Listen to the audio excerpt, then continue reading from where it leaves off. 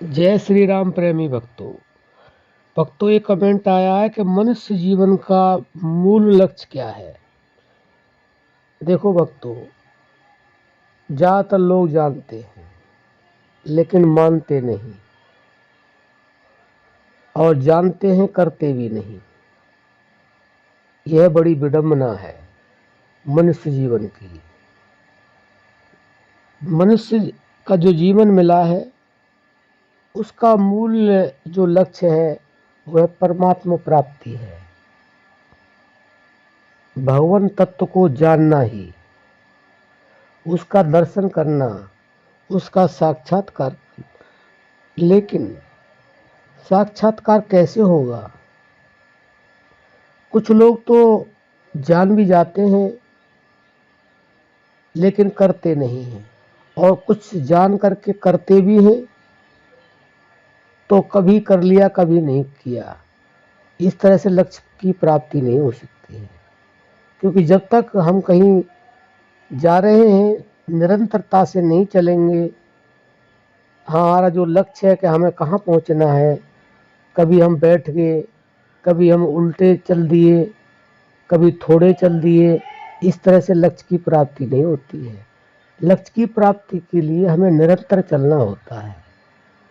हमारे इस जगत में भी और आध्यात्म जगत में तो निरंतरता की आवश्यकता पड़ती है, क्योंकि निरंतरता अगर नहीं रही, अगर निरंतरता नहीं मिली और वह निरंतरता हमारी अटूट नहीं हुई तो हमें लक्ष्य की प्राप्ति नहीं होगी।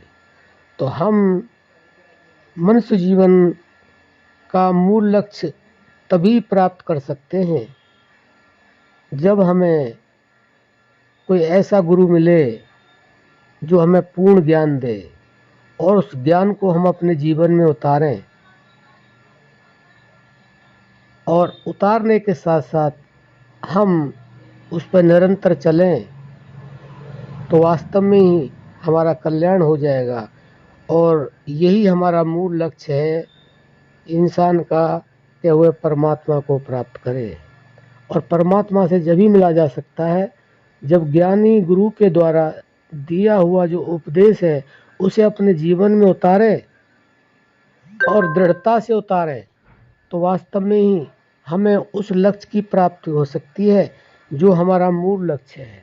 और कोई लक्ष्य है ही नहीं। खाना पीना सो जाना ये सब पशु समाना।